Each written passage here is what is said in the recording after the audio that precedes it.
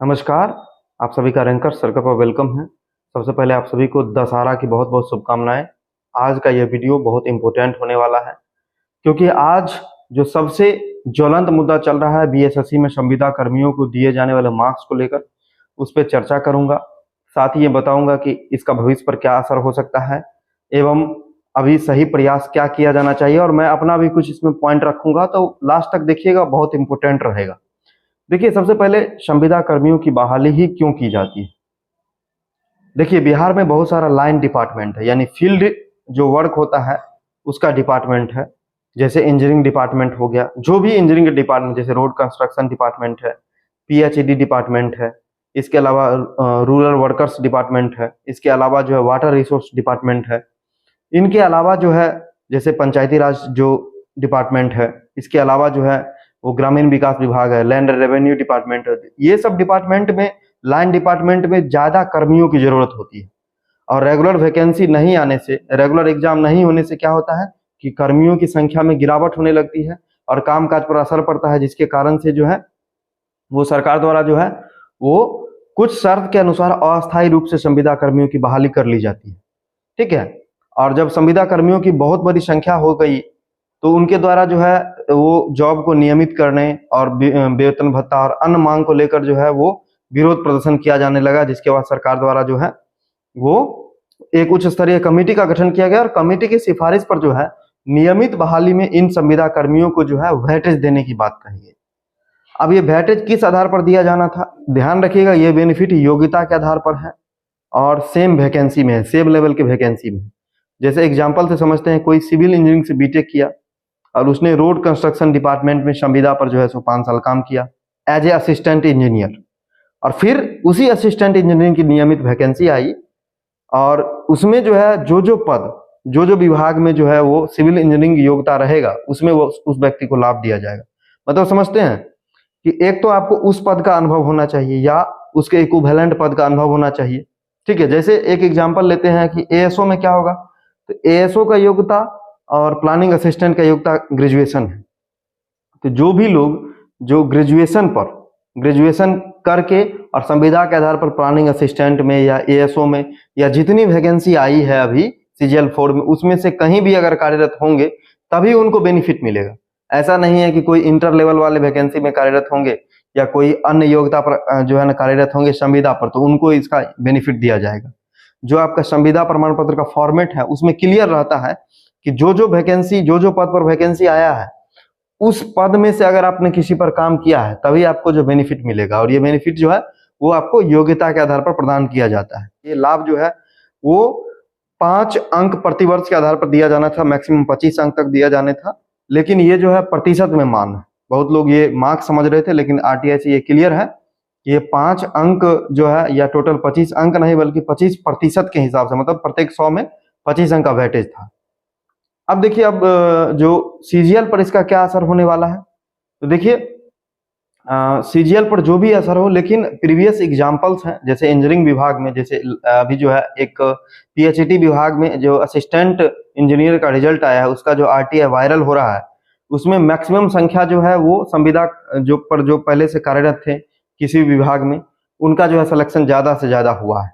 और BPSC assistant engineering में जो है वो बहुत पहले से ये होता आया है, लगभग 5-6 सालों से, कि जो फ्रेशर स्टूडेंट है उनको 133.33 अंक का जो है घाटा हो रहा है, क्योंकि उतना अंक जो है वो संविदा कर्मियों को अनुभव के आधार पर बोनस में दे दिया जा रहा है। तो उस आधार पर सीजीएल में भी जो है लगभग 200 मार्क्स का जो है घाटा फ्रेशर स्टूडेंट को होने वाला है। लेकिन सबसे बड़ी बात यह है कि सीजीएल वालों पर असर क्या करने वाला है, लेकिन सबसे बड़ी बात यही है कि सीजीएल वालों पर कितना असर पड़ने वाला है। देखिए, इसके रिगार्डिंग जो है वो मैंने जो है वो थोड़ा लेट से वीडियो बनाया, क्योंकि मैं व्यूज के लिए और बहुत जल्दीबाजी में इन टॉपिक को नहीं उठाता, थोड़ा सा इस पर जो डाटा है, फैक्ट है, एनालिसिस है, उसके बाद ही मैं इस पे बात करता हूं। तो मैंने जो डिपार्टमेंट्स है, लगभग जो है 45 विभाग आप लोग जानते हैं, जिसमें जो है, और जो क्षेत्रीय कार्यालय हैं, कमिश्नरीज है, उसमें जो है एएसओ की पोस्टिंग होती है। वहां पर मैंने पता करने का प्रयास किया तो मुझे पता चला कि एएसओ के पद पर जो संविदा के आधार पर एएसओ होते हैं उनकी संख्या बहुत ही कम, यानी नगण्य है। और लगभग मैंने जो है वो 20 विभागों से ये डाटा जो अभी तक जुटा लिया है, और भी बहुत सारे विभाग अभी बचे हुए हैं जो ऑफिस खुलने के बाद या तो आपको बीएसएससी आयोग के द्वारा पता चलेगा कि ऐसे कितने जो है अनुभव प्रमाण पत्र वाले अभ्यर्थी आए हैं, या तो फिर आपको जो है संबंधित विभाग से पता चलेगा, या फिर आप आरटीआई डाल के भी पता कर सकते हैं। तो एक्चुअल डाटा अभी नहीं है, लेकिन एक अनुमान से ये पता चला है कि मैक्सिमम जो संख्या है वो आपको जो फ्रेश जो सीजीएल 3, सीजीएल 2, सीजीएल 1 या जो प्रमोशन हुआ है उनका ही है। जो संविदा पर जो काम करने वालों की संख्या जो है बहुत कम है।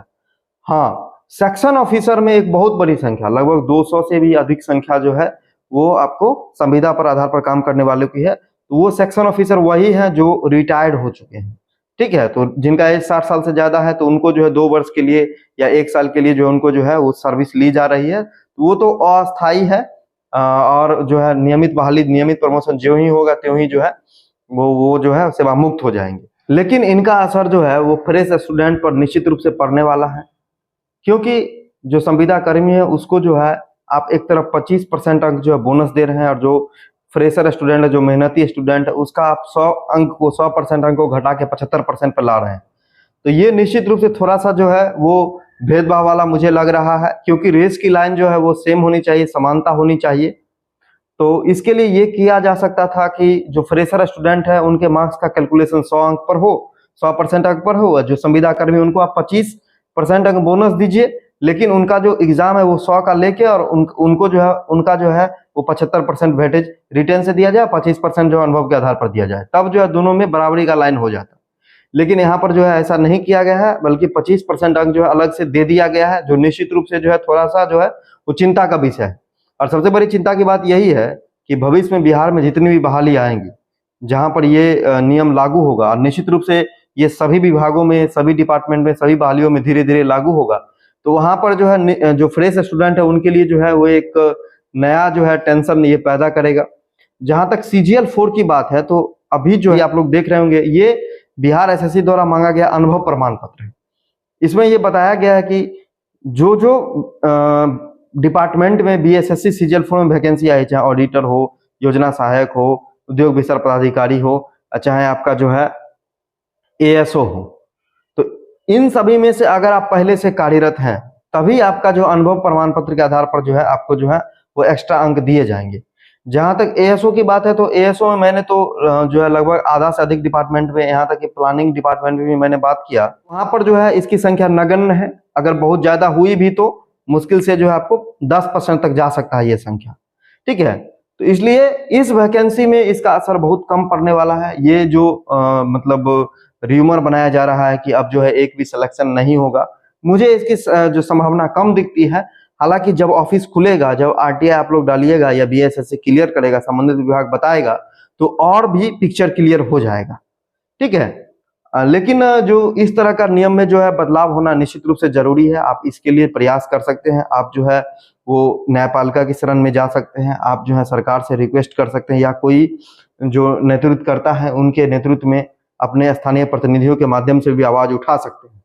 तो खैर, अपने हक अधिकार के लिए बोलना, अपने हक अधिकार के लिए आवाज उठाना आपका जो है वो कर्तव्य भी है, और आपको करना भी चाहिए।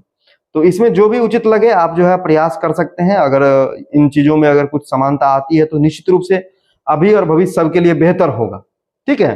तो ये चीज आप लोग कंफ्यूजन नहीं रखिए। इसमें जो है एक तरह से अगर आप योग्य हैं तो योग्यता के आधार पर जो है इसमें दिया गया है, ठीक है। ऐसा नहीं है कि कोई अगर जीविका दीदी है या कोई मान लेते हैं क्लर्क है, तो अगर आप क्लर्क का एक्सपीरियंस रखते हैं तो आपको क्लर्क वाले या उसके समतुल्य जो पद होगा उसी में आपको बेनिफिट दिया जाएगा, ठीक है। और खास करके इसमें कैटेगराइजेशन है, जैसे मान लेते हैं बीपीएससी असिस्टेंट इंजीनियर की वैकेंसी आती है, तो उसमें अगर आप किसी पद के लिए योग्य हैं और उसी योग्यता के साथ दूसरे पद में भी योग्य हैं, तो उसी वैकेंसी में आपको जो है उसका जो है लाभ दिया जाएगा।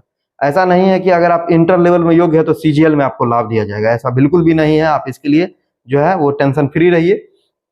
तो ये चीजें हैं, इस पर अभी और भी पिक्चर क्लियर होना बाकी है, लेकिन मेरी ओर से कुछ सजेशन रहेगा। आप जो इसके लिए आवाज उठाना चाहते हैं आवाज उठाइए।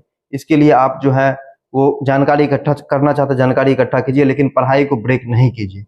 क्योंकि मैं एक एक्सपीरियंस बताता हूं कि 70वीं बीपीएससी में इसी तरह का कुछ वाकया हुआ था, जब नॉर्मलाइजेशन को लेकर बहुत बड़े स्तर पर जो विरोध प्रदर्शन हुआ, और लास्ट में बीपीएससी ने जो है तय समय पर एग्जाम ले लिया, और लाखों जो मेरिटोरियस स्टूडेंट थे उनका पीटी ही नहीं हुआ, उनका भविष्य जो है वो बर्बाद हो गया। तो प्लीज आप लोग ऐसा नहीं करें। आप लोग जो है वो एक तरफ जो है चीजों में भी इंटरेस्ट लें और दूसरी ओर जो अपने पढ़ाई को भी एकदम रेगुलर स्तर पर जो है वो युद्ध स्तर पर जारी रखें, क्योंकि मुझे उम्मीद है कि ज्यों ही इलेक्शन खत्म होगा दिसंबर के बाद जनवरी से आपका जो ताबड़तोड़ एग्जाम शुरू हो जाएगा और एक बार मौका निकल गया तो फिर दोबारा नहीं आने वाला, क्योंकि आप लोग जान रहे हैं कि सीजीएल में इस बार ऑलमोस्ट जो सीटें फुल हो जाएंगी। इंटर लेवल भी इतनी बड़ी संख्या में अपॉर्चुनिटी जो मिलने वाली नहीं है।